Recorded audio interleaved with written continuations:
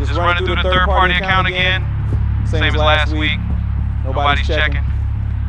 That voice belongs to Mathew Prince, FedEx Operations Supervisor, 11-year company veteran, and the man federal investigators had been quietly watching for 14 months straight. By the time those floodlights hit him, it was already over. Agents had seized 3 bank accounts, 2 properties, a 2022 Escalade, and a spreadsheet so detailed it basically wrote the indictment itself. Every number, every date, every transaction, logged and traced back to one man sitting behind one desk with 1 login and 0 oversight. $1.7 million, not taken with a weapon, not grabbed in a single night and run. Taken slowly, carefully, transaction by transaction, buried deep inside the one system FedEx trusted most, its own internal shipping fee processor. Managed, reviewed, and approved every single day by the one person they trusted to keep it clean. This is not just a story about greed. A lot of people are greedy. This is a story about a man who studied a machine until he knew it better than the people who built it, and then made a decision. A cold, quiet, calculated decision. That his knowledge was a license to steal. And for 3 years, nobody stopped him. Here is a question before we go any further. How long do you think someone could quietly drain $1.7 million from a Fortune 500 company before a single alarm went off? Drop your answer in the comments right now. I want to see what you think. If this is your first time on this channel, welcome. This is where we cover real Bodycam footage, federal cases, and the kind of inside job crime that most news stations never touch. The stories that happen behind employee badges and system logins, not ski masks and getaway cars. Hit subscribe and turn on the bell before this video goes any further. Because the arrest scene we have coming later in this video, the moment those floodlights come on and Mathew Prince walks through that door, is one of the most chilling things this channel has ever covered. You do not want to miss it. Mathew Prince did not grow up dreaming about FedEx. He grew up in Dothan, Alabama, a flat, quiet city in the southeastern corner of the state, where most people either worked the poultry plants, drove trucks, or did both. It was not the kind of place that put ideas in your head about corporate careers and corner offices. It was the kind of place that taught you to work with what was in front of you. What was in front of Mathew, from the time he was old enough to sit at the dinner table, was logistics. His mother, Coretta Prince, worked dispatch for a small regional trucking company just outside of town. She was the kind of woman who kept 3 things running at once and never wrote anything down because she never needed to. Routes, drivers, delivery windows, fuel costs. She carried all of it in her head. And without ever meaning to, she passed that same wiring down to her son. Mathew was not a strong student in the traditional sense. He struggled to stay interested in classes that felt disconnected from anything real. But give him a system, a schedule, a roadmap, a set of numbers with a pattern hiding inside them, and something in his brain switched on. He memorized bus timetables as a kid the way other children memorized sports scores. He could look at a delivery route and immediately spot where time was being wasted. It was not something he was taught. It was just how he thought. After high school, he skipped the 4-year college path entirely. He enrolled in a logistics certificate program at Wallace Community College, finished it, and went straight to work. No waiting, no detours. At 24 years old, Mathew Prince walked into the FedEx ground hub in Memphis, Tennessee, and took a job as a package handler, the very bottom of the ladder, loading boxes, scanning barcodes, keeping up with the belt. But he did not stay at the bottom for long. Over the next 6 years, he was promoted 3 times. Package handler to dispatch coordinator to shift lead to operations supervisor, overseeing fee processing for Mid-South regional accounts. Each promotion came because his supervisors noticed the same thing. Mathew always knew where everything was. He always knew how the numbers moved. He never had to be told twice how a system worked, because by the time someone finished explaining it, he had already mapped it in his head. The final promotion was the one that changed everything. Operations Supervisor came with a salary increase, a new badge, and something far more valuable than either of those things: unsupervised authority over third-party billing reconciliation. That meant Mathew Prince was now the person responsible for reviewing, approving, and signing off on fee adjustments between FedEx and its network of outside shipping vendors. He was the last set of eyes before the money moved. On his first day in that role, the HR department took his photo for the company directory. Standard procedure. He is standing in front of a plain background, wearing a company polo, badge clipped to his chest. He is smiling. And if you look closely enough, knowing what you know now, that smile does not look like pride. It looks like recognition. FedEx's regional billing system is not a simple operation. On any given day, the Memphis hub alone processed thousands of individual fee adjustments, rate corrections when a package was misclassified, fuel surcharge updates tied to weekly price indexes, dimensional weight overrides when a box was bigger than its listed specs. These were not unusual. They were not red flags. They were a completely normal part of how a shipping operation that size functioned every single day. At the scale Mathew's hub operated, somewhere between $40 and $60 million in fee transactions moved through the system every single month. That number is not a typo, $40 to $60 million. Moving in thousands of small pieces, adjusted and readjusted constantly by a team of supervisors who had the authority and the training to do exactly that. Now here is where it gets important. Safeguards existed inside that system. FedEx was not naive. They had fraud detection tools, monitoring protocols, and internal controls built into the billing platform. But those tools were built to look in one direction, outward. They were designed to catch customers trying to manipulate their own invoices, companies disputing charges they actually owed, outside vendors submitting false weight claims to lower their bills. The system was built on the assumption that the threat was coming from outside the building. It was not built to watch the people standing inside it. Supervisors at Mathew's level had the authority to approve individual fee adjustments up to $9,800 per transaction, with no requirement for a second signature, no secondary review, and no automatic flag. That ceiling was not an accident. It was set just below the $10,000 threshold that would have triggered an internal audit review. Below that number, a supervisor's approval was considered final. Case closed. Money moved. Then there were the third-party logistics vendors, companies that buy and resell FedEx shipping capacity in bulk.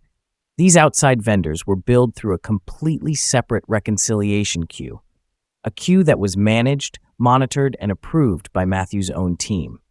The oversight on that queue was thin by design, because the vendors themselves were supposed to serve as a natural check. If a charge was wrong, they would dispute it. That was the logic. Once a month, an audit was conducted on the system. But it was not a full review. Auditors pulled a random sample, somewhere between 3 and 5% of total transactions, and checked those for errors. The other 95 to 97% went untouched, 3 to 5%, out of $40 to $60 million in monthly transactions. And the entire system, every control, every threshold, every audit process, rested on one core assumption. One belief so fundamental that nobody had ever stopped to write it down or question it out loud. The assumption was this, that no supervisor would ever have both the access to manipulate the reconciliation queue and the motivation to do it. Because the supervisor was the control. The supervisor was the safeguard.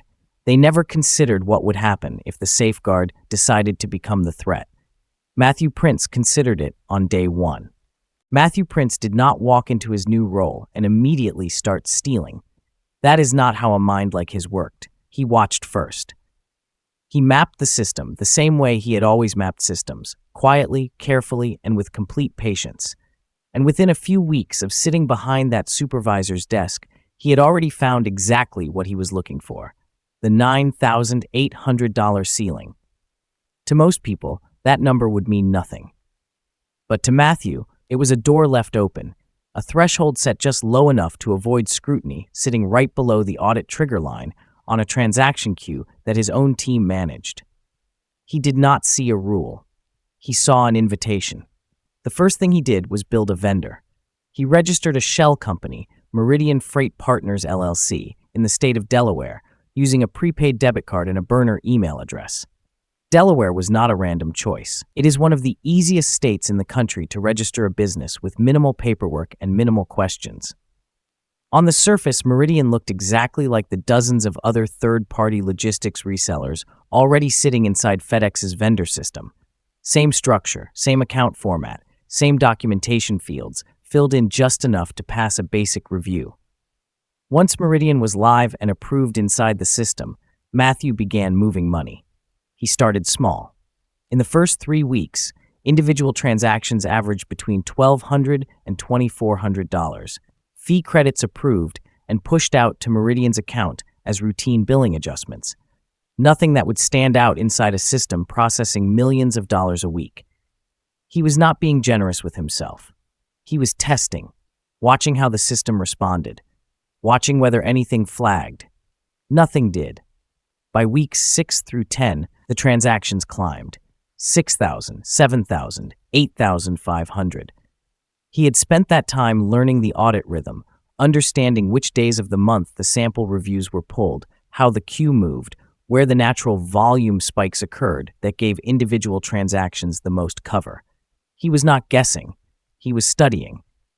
By month 4, he had stopped being cautious. Full $9,800 transactions, 2 to 3 times per week. At peak, Mathew Prince was pulling approximately $80,000 a month out of FedEx's billing system, approved by his own hand, processed through a vendor he had invented, and deposited into a LLC account that fed directly into a personal account held under his cousin's name, Deshay Alcorn. Deshay would later tell investigators he had no idea where the deposits were coming from. We will come back to that. The money did not disappear into chaos. Mathew spent it the way he did everything else, deliberately. He purchased a $340,000 home in Germantown, Tennessee, paying in cash installments spread out over time to avoid drawing attention. He leased a Cadillac Escalade. He bought a base fishing boat, designer clothes, and in what can only be described as an extraordinary act of nerve, he donated $18,000 to a church building fund, listed in his mother Coretta's name. He never bragged. He never quit. He never called in sick. Every morning, Mathew Prince drove to work, badged in, sat down at his desk, and kept the machine running while quietly draining it from the inside. Before we get to the investigation, think about this for a second. Mathew Prince didn't hack anything. He didn't forge a signature. He used access he was legitimately given and exploited the one gap nobody thought to close, because the person closest to the gap was supposed to be the one protecting it. How many systems right now work exactly the same way? Drop that in the comments. And if you're not subscribed yet, do it now. The arrest scene in this video is one of the most composed, calculated moments I've covered on this channel. You don't want to skip it. For 3 years, the machine held. No alarms, no flags, no phone calls from compliance. Mathew Prince had built something close to perfect. A quiet, self-sustaining operation buried inside a system too large and too busy to look at itself carefully. What brought it down was not a sophisticated audit. It was not a federal tip or an anonymous hotline call. It was a 20-something billing analyst sitting at a desk, staring at a vendor file that did not feel right. Her name was Sorrel Pax. Sorrel was not a senior investigator. She was not in loss prevention or fraud detection. She was a junior billing analyst doing routine vendor maintenance, the kind of background work that most people in her position moved through quickly without asking too many questions. But Sorrel noticed something that should have been obvious to anyone paying attention. Meridian Freight Partners had never once submitted a physical shipping manifest. Every legitimate third-party logistics vendor in FedEx's system generates manifests automatically. It is not optional. It is not something a real company forgets to do. A manifest is produced the moment freight moves. The fact that Meridian, an active vendor receiving regular fee credits, had never produced a single one meant one of two things. Either the vendor was completely non-functional, or the vendor did not actually exist in any meaningful way. Sorrel wrote it up and sent it to her regional manager. Then it sat in an inbox for 11 days. 11 days. Nearly 2 weeks, where the entire investigation could have stalled before it ever started. Eventually, the flag was forwarded to FedEx's internal loss prevention team, who pulled 90 days of Meridian transaction records and saw the pattern within hours. Every single transaction was just under $9,800. Not one was over. Not one was even close to crossing that line. The ceiling had been respected so consistently, so precisely, that it could not have been accidental. Loss prevention referred the case to the FBI's Financial Crimes Unit in Memphis within 3 weeks of receiving it. The agents made a deliberate choice not to freeze Meridian's account or alert anyone inside FedEx's operations division. They placed a silent monitoring flag on every Meridian-linked transaction and watched. Over the following 6 weeks, they documented 34 additional fraudulent transactions, totaling $287,000. Every single one approved personally by Mathew Prince. Then they tested him. Investigators introduced what they internally called a ghost audit flag, an artificial marker placed on 2 transactions to see how Mathew would respond when something in the queue looked like it was being reviewed. He voided both transactions within 4 hours of the flags appearing. Then he resubmitted them under a slightly different vendor subcode, just enough to make them look like new entries. That response ended any remaining question about intent. This was not a clerical error. This was not a system glitch. This was a man who understood exactly what he was doing and adjusted in real time to protect it. FedEx's own internal camera system provided the final piece. Footage showed Mathew logging into the billing platform after hours, long after his team had gone home, making entries alone in the supervisor bay with no one watching. A federal warrant was approved shortly after. The takedown was set for a Tuesday morning, 6 o'clock, shift start, the time of day when Mathew Prince would be alone at his desk, running morning reconciliation, completely unaware that the machine he had spent 3 years manipulating was about to be turned off, with him still sitting inside it. Tuesday morning. The sky over Memphis still dark at the edges. A FedEx ground hub sitting quiet in that specific stillness that exists in the minutes just before a shift begins. Dock lights on, loading bay empty, the hum of equipment that has not yet been touched. Inside Bay 7, 4 FBI agents and 2 FedEx loss prevention officers were already in position. They had been there since 5:45. No sirens, no marked vehicles in the lot. Nothing that would draw attention from the street or tip off anyone arriving for the early shift. Agent Wick Calloway stood near the interior entrance, Bodycam clipped and running. They were not in a hurry. They knew exactly who was coming and exactly what time he would arrive.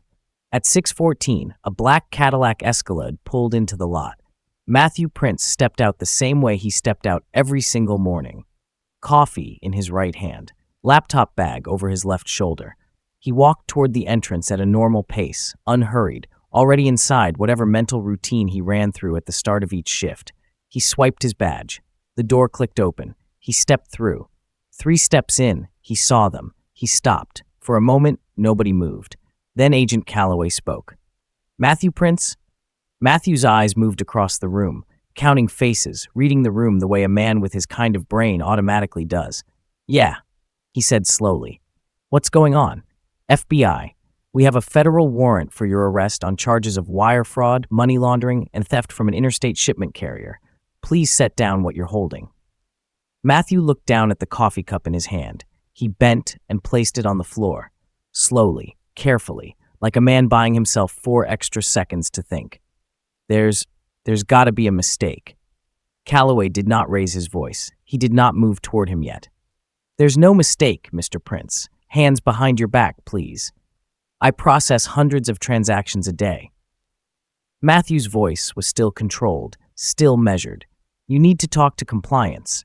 This is a system error. There are people who can explain." "Mr. Prince."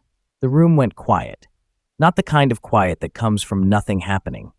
The kind that comes from a man standing at the exact moment where every option he has left is worse than the one before it. He stood there long enough for it to become uncomfortable for everyone watching. Then, quietly, almost too quietly to catch on the Bodycam audio, he said it. "I want a lawyer." His hands went behind his back. The cuffs went on. What nobody in that room knew yet was what was inside the laptop bag still hanging from his shoulder when they walked him out. Agents recovered it during processing. Inside was a personal hard drive containing a complete copy of the Meridian Freight Partners vendor file and 3 years of transaction logs, the same records that formed the spine of the federal case against him. Investigators later concluded he had brought it in that morning to delete it. He was 14 minutes too late. A morning dock coordinator named Trevana Holst had been walking in just steps behind him when the agents appeared. She watched the whole thing from the doorway. When investigators interviewed her afterward, she thought about it for a moment before she answered. "He didn't look surprised," she said. "He looked like a man who'd been waiting for it." When federal prosecutors finished building the case against Mathew Prince, the charge sheet ran to 2 pages, 28 counts of wire fraud, 9 counts of money laundering, 1 count of theft affecting an interstate commerce carrier, 38 total charges for a man who had spent 3 years telling everyone around him that he was just doing his job. His defense team moved quickly. They filed 2 motions to suppress evidence before the case could get any further. One targeting the ghost audit flag that investigators had used to test his response, arguing it was an illegal form of entrapment, and one challenging the legality of the after-hours surveillance footage captured on FedEx's internal cameras. Both motions were denied. The bait test was ruled lawful. The footage was ruled admissible. Every piece of evidence the government had built over 14 months of watching stayed on the table. 9 months after that Tuesday morning in Bay 7, Mathew Prince entered a guilty plea on 14 of the 38 counts.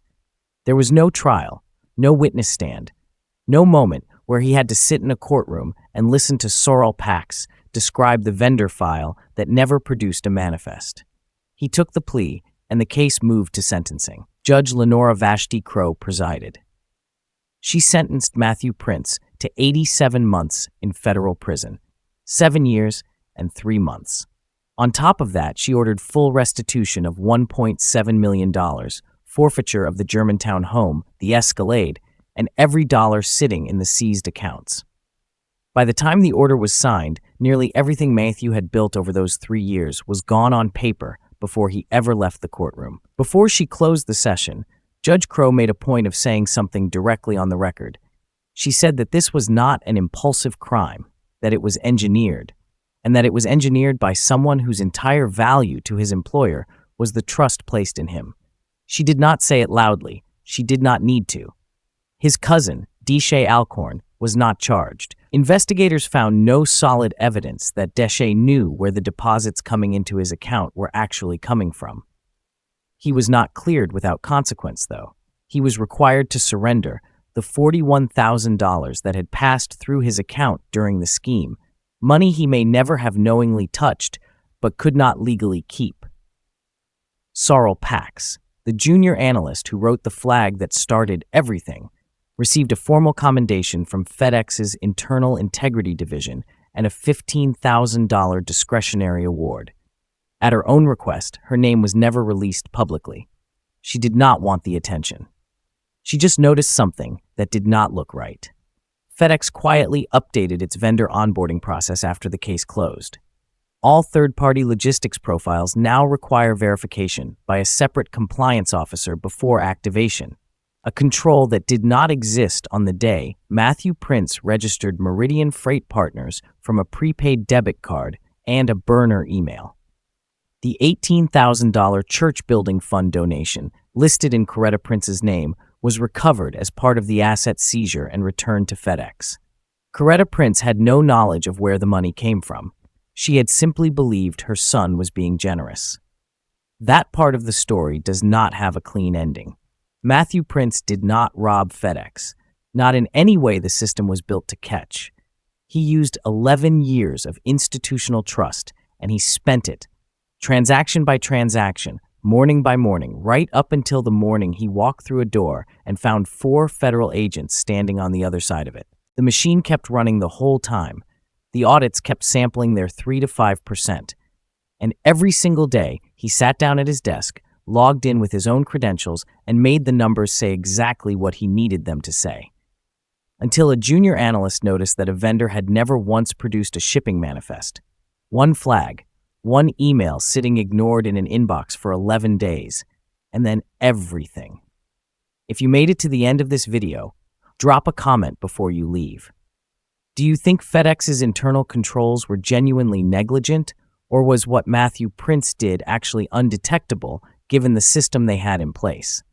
I want to know where you land on that, and if you are not subscribed yet, do it now. There is a lot more where this came from.